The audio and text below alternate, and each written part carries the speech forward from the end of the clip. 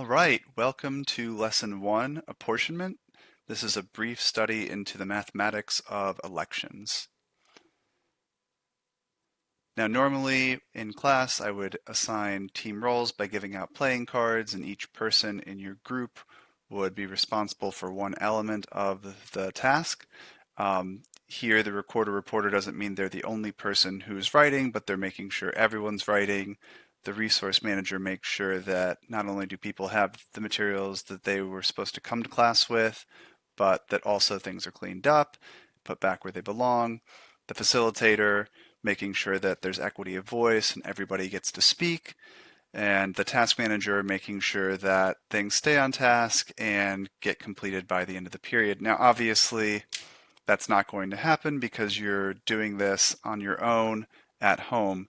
So you are all of these roles. With that, let's begin. So this building in Washington, D.C. might seem familiar. It is the Capitol. It's where the legislative branch is held, and the role is to make the laws. There's two parts to the Capitol, the Senate on one and the House of Representatives on the other side. And how many people represent us in the Senate and the House of Representatives? Take a minute. So there are 100 members to the Senate. There's two from each state. And the House of Representatives currently has 435 members, which are apportioned or split between the 50 states based on population. How about this building?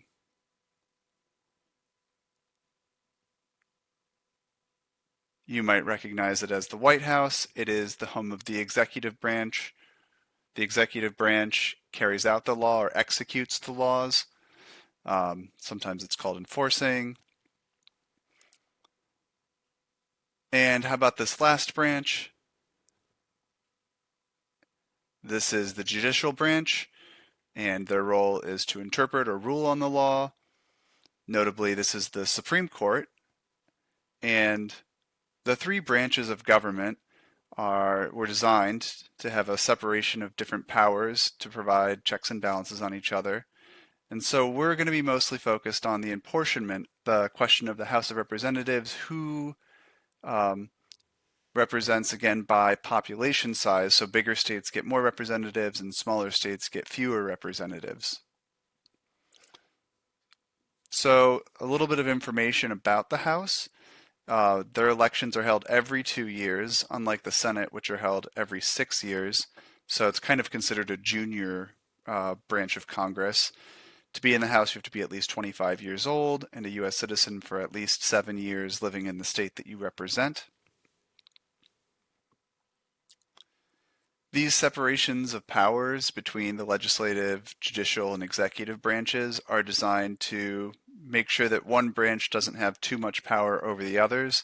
Obviously, right now, the gridlock in Congress and the court stacking in the federal court system has given the executive branch more power relative to the other two than historically that it's had.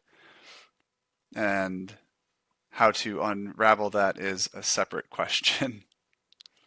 So here's some of the actions that the branches can impose on each other. The executive branch can veto legislation, which of course the House and the Senate can get together and override the veto through a supermajority. They can also impeach the president for high crimes and misdemeanors, provided that it's not a wholly politicized impeachment. The legislative branch can also impeach judges.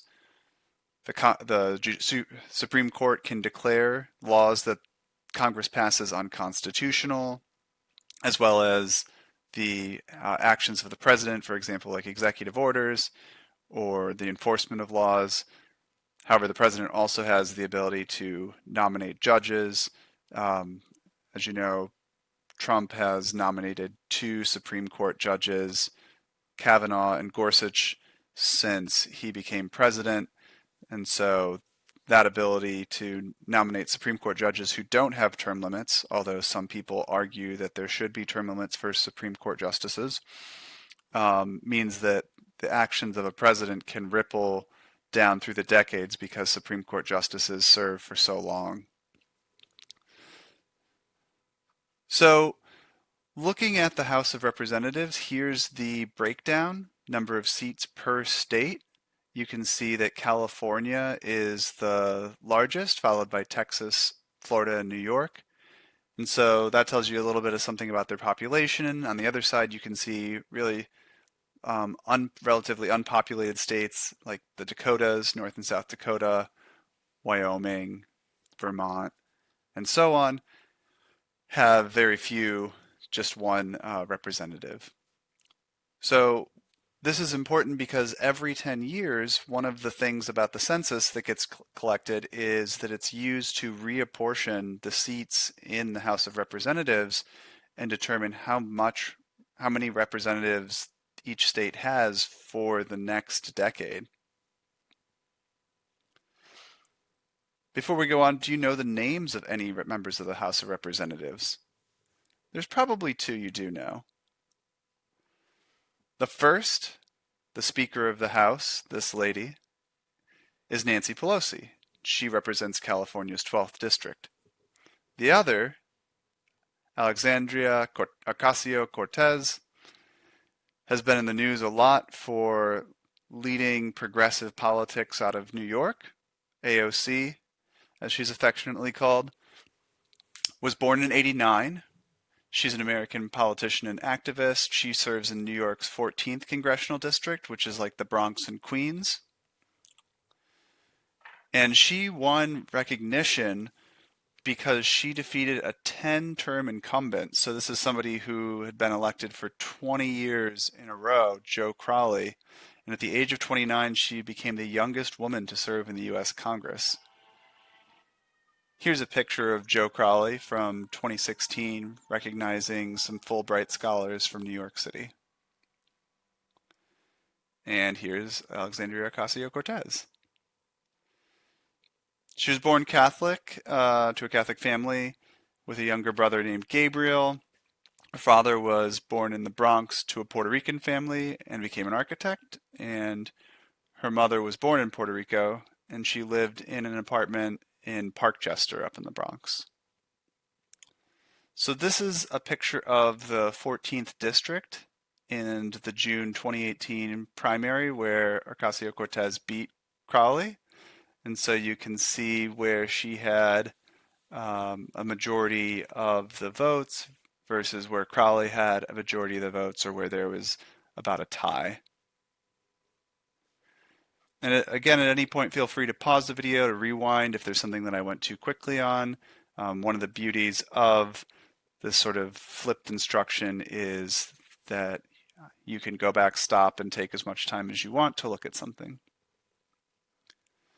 So this is a rather weird looking district. It seems like they could have drawn a little bit more compact. And so you might already be wondering, like, how do the districts get drawn that determine each of the parts of the House, competing for this seat or that seat? And that's one of the things we're going to be looking at